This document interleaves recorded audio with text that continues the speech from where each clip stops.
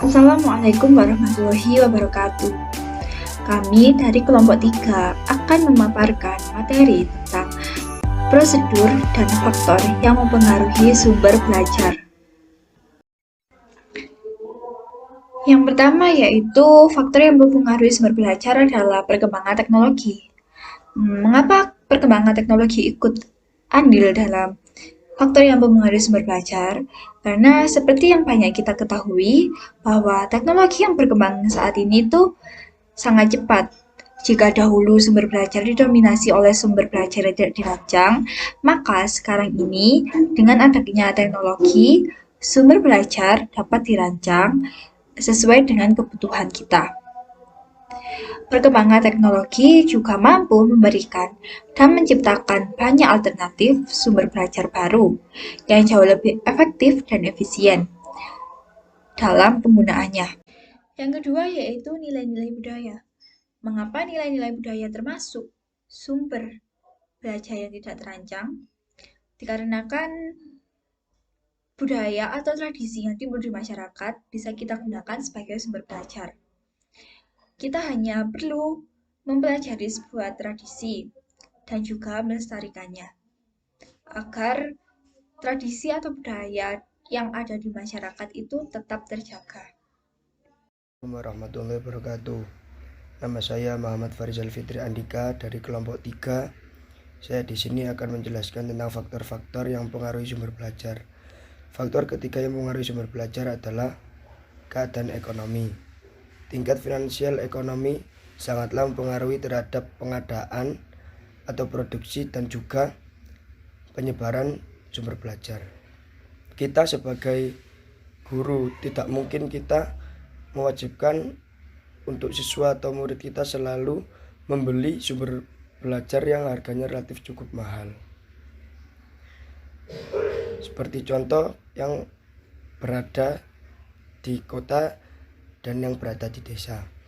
Mereka, orang-orang yang sekolahnya berada di kota, rata-rata orang tuanya adalah orang tua yang mampu. Dan mereka tidak hanya mengandalkan buku paket dan LKS dari sekolah. Mereka juga bisa menambah pengetahuan atau referensi mereka dari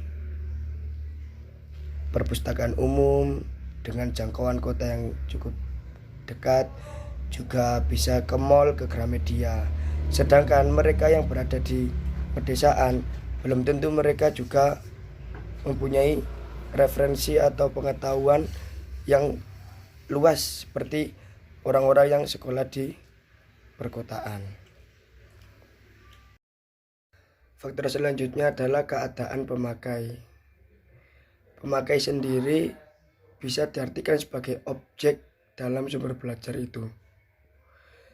Saya kasih contoh seperti saya dan juga murid saya. Saya juga pemakai dan murid saya juga pemakai. Jadi sebelum saya terangkan sumber belajar ke murid saya harus mempelajarinya dahulu. Saya harus mengerti, dan sebelum saya jelaskan itu, saya juga harus mengerti bagaimana latar belakang seorang murid saya, tingkat kecerdasan, kondisi sosial, dan sumber belajar yang dipakai harus mudah digunakan dan tidak membingungkan. Kemudian, saya akan menjelaskan mengenai prosedur pengembangan sumber belajar. Sumber belajar selama ini dianggap sebagai suatu barang yang sulit dan membutuhkan biaya yang tinggi untuk mendapatkannya. Hal ini disebabkan karena guru ataupun peserta didik kurang memiliki kreativitas dan inovasi dalam memanfaatkan bahan atau benda yang ada di sekitar lingkungannya. Padahal, lingkungan juga dapat dimanfaatkan sebagai sumber belajar. Peserta didik tidak perlu harus pergi jauh dengan biaya yang mahal karena lingkungan yang berdekatan dengan sekolah dan rumah dapat dioptimalkan menjadi sumber belajar yang sangat bernilai bagi kepentingan belajar siswa. Sebagai contoh, ketika kita dapat menggunakan perpustakaan yang menyimpan informasi dan pengetahuan, baik berupa bahan cetak, buku, ataupun tulisan. elektronik, dan audiovisual ataupun dalam bentuk yang lainnya. Sehingga perpustakaan dapat berfungsi sebagai sumber belajar bagi semua peserta belajar.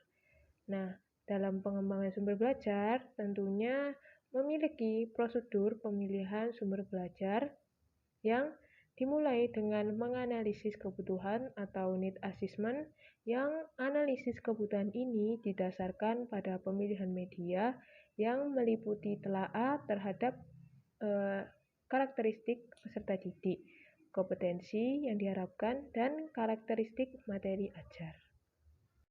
Dari hasil analisis kebutuhan tersebut akan diketahui kira-kira jenis sumber belajar apa yang diperlukan. Langkah berikutnya adalah menetapkan pilihan media yang digunakan dalam pembelajaran.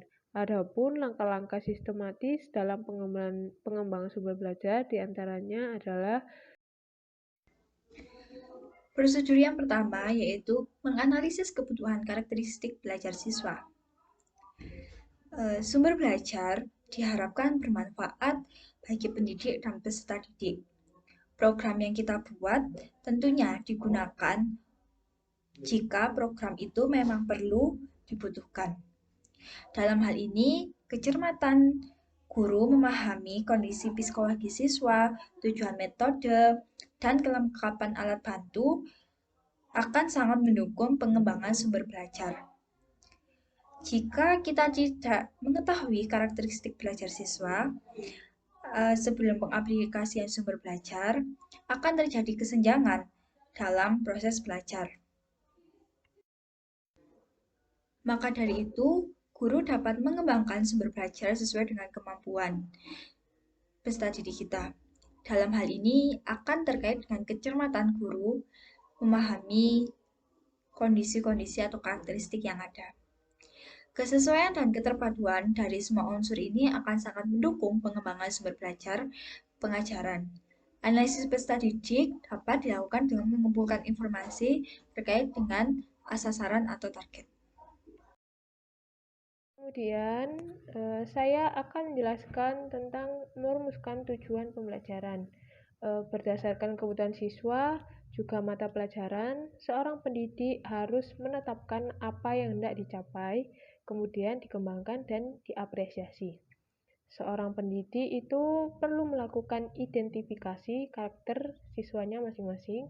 Setelah melakukan identifikasi tersebut, guru perlu menerapkan tujuan pembelajaran atau kompetensi yang harus dicapai dan dapat dijadikan sebagai pedoman untuk memiliki metode, sumber belajar, dan strategis pembelajaran yang akan digunakan.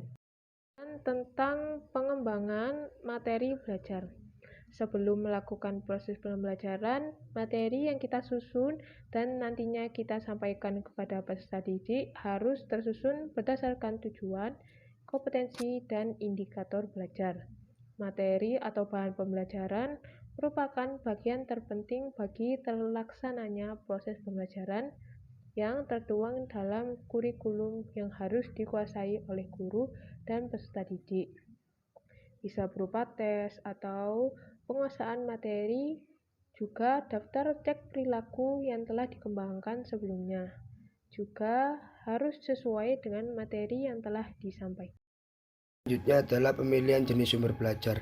Jenis sumber belajar ini dapat kita lakukan agar kita dapat menempatkan sumber belajar yang pas kepada siswa atau murid-murid kita. Seperti contoh, kita menggunakan sumber belajar dengan pesan. Seperti halnya kita menyampaikan materi di saat pembelajaran, situasi pembelajaran. Dapat juga kita menggunakan bahasa-bahasa yang non formal, seperti hal misalnya cerita rakyat, legenda, ceramah dari tokoh-tokoh masyarakat atau ulama. Kemudian kita juga bisa menggunakan sumber belajar dengan bahan atau material, seperti halnya kayak buku paket, LKS, film, dan lain sebagainya. Prosedur pengembangan sumber belajar yang terakhir adalah evaluasi. Evaluasi sendiri memiliki arti sebagai koreksi atau seberapa titik capai kita dalam mengajar. Evaluasi belajar dapat dilakukan untuk memantau proses kemajuan belajar siswa dengan tujuan atau standar yang telah ditetapkan dan memperbaiki pengajaran serta kelemahan-kelemahan yang telah dilakukan dalam proses belajar mengajar. Dan evaluasi ini dapat kita lakukan agar kedepannya proses pembelajaran itu bisa lebih baik lagi. Seperti itu.